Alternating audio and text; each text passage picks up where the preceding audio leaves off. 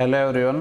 देखो ये इस वीडियो में मैं आपको दो क्वेश्चन करवाने वाला हूँ जो सीजीएल 2023 टीयर 1 में पूछे गए हैं। ठीक है, 20 तारीख आई थिंक सिर्फ 4 है। मेरे को दो क्वेश्चन ठीक लगे तो मैंने सोचा इनका एक शॉर्ट वीडियो आपको प्रोवाइड करवा देता हूँ। और जो शॉर्ट वीडियो में क्या है, मैं थोड़ा उस कॉन्सेप्ट को डिटेल में एक्सप्लेन कर सकता हूँ अच्छे से। बोल रहा है कि कॉस्ट प्राइस और सेलिंग प्राइस राइस का क्या है, सेम है।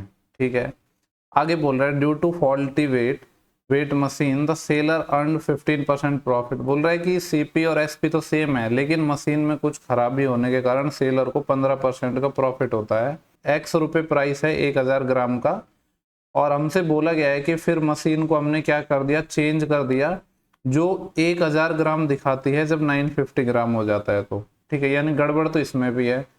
तो पूछ रहा है कि सेलिंग प्राइस क्या होना चाहिए जिससे कि सेम परसेंटेज प्रॉफिट हो, यानी पहले 15 हो रहा था अभी भी 15% का प्रॉफिट हो रहा है।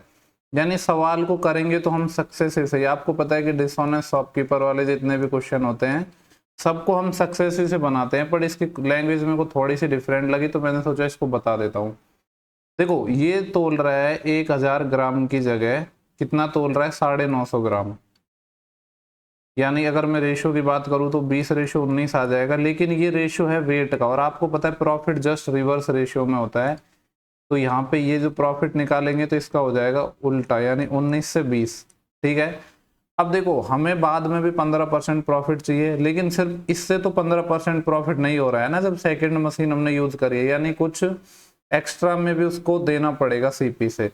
तो मैं मान रहा हूँ कि वो मैंने क्या दे दिया, एक्स से वाई दे दिया, या ए से बी मान लेते हैं कि ए से मैंने बी में दे दिया, क्योंकि एक्स यहाँ पे ऑलरेडी था तो मैं आपको एक्स में लेके कंफ्यूज नहीं करूंगा। ये अपना सीपी है और ये एसपी है।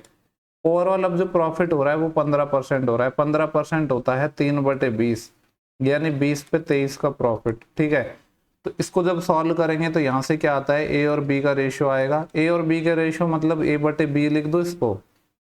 ठीक है, जिसमें ए क्या है, अपना सीपी है, बी क्या है, अपना एसपी है, और ये ए कौन सा माना है, ये जो सीपी है ये अपना ओरिजिनल सीपी है। ठीक है, इसको मैंने ए मान लिया यहाँ पे। अब अगर मैं बात करूँ तो यहाँ पे देखो काफी लोग कंफ्यूज होते हैं, तो मैंने आपको बोला था कि पहले इस डायरेक्शन में मल्टीप्लाई करते हैं, यानी पहले ये 20 इस 20 से मल्टीप्लाई होगा तो 400 डिवाइड बाई इधर ये 23 × 19 आएगा। 23 × 19 आएगा। इसको थोड़ा फर्दर सॉल्व कर लूँ तो क्या आएगा, 19×3 = 57, 5 असिल 19×2 = 38, 38 और 5 = 43, यानी 437 आ रहा है। ये आ रहा है 437। हमें क्या चाहिए, सेलिंग प्राइस चाहिए, यानी बी की वैल्यू हमें फाइंड करनी है। इस सवाल में हमें फाइंड क्या करना है, बी फाइंड करना है, क्योंकि ये वाला एसपी हमसे पूछा है। तो बी निकालने के लिए क्या करना पड़ेगा, 437 को इधर मल्टीप्लाई कर देंगे और 400 को मैं इधर, ये हो जाएगा, और ये आ गया, और मल्टीप्लाई में आएगा ए क्या माना था मैंने, कॉस्ट प्राइस माना था। ठीक है, तो इसको सॉल्व करेंगे तो ये कितना आ जाएगा, जब आप इसको सॉल्व करोगे तो ये यही आ जाएगा 1.0925। ठीक है, इतना आएगा ये। और ए क्या था, कॉस्ट प्राइस था, जो कि सवाल में बोला है कि एक्स है, तो ये आ जाएगा अपना आंसर 1.0925x, यानी एक तो अपना ये वाला क्वेश्चन हो गया।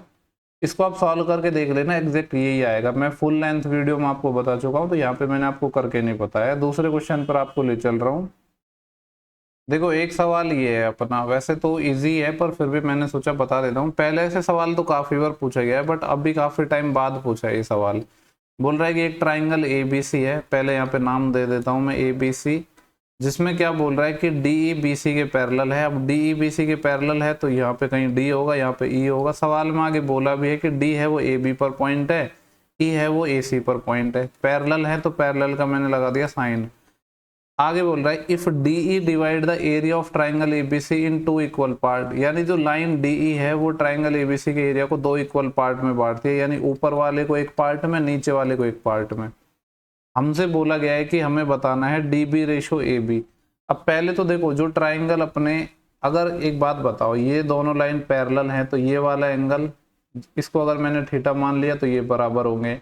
पैरेलल है, अगर ये अल्फा है तो ये अल्फा होगा, और ये थर्ड एंगल क्या है, कॉमन है, ट्राइंगल ADE का और बड़े वाले का, यानी ये फिर सिमिलर हो गए क्योंकि करस्पॉन्डिंग एंगल इक्वल हो गए। तो ट्राइंगल ADE ये सिमिलर हो जाएगा ट्राइंगल ABC के।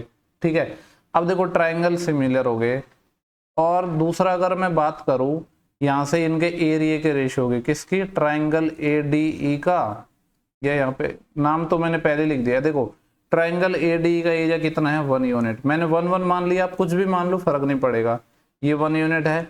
और ट्राइंगल ABC का तो पूरे का कितना हो जाएगा, 1 और 1 2 यूनिट। आपको पता है कि जब सिमिलर ट्राइंगल होते हैं, अगर एरिया का रेशो ये है और हमें साइड का निकालना हो तो क्या करते हैं, रूट लेते हैं, यानी ये 1 का रूट लोगे तो 1 ही आ जाएगा, और इस 2 का रूट लोगे तो √2 आ जाएगा।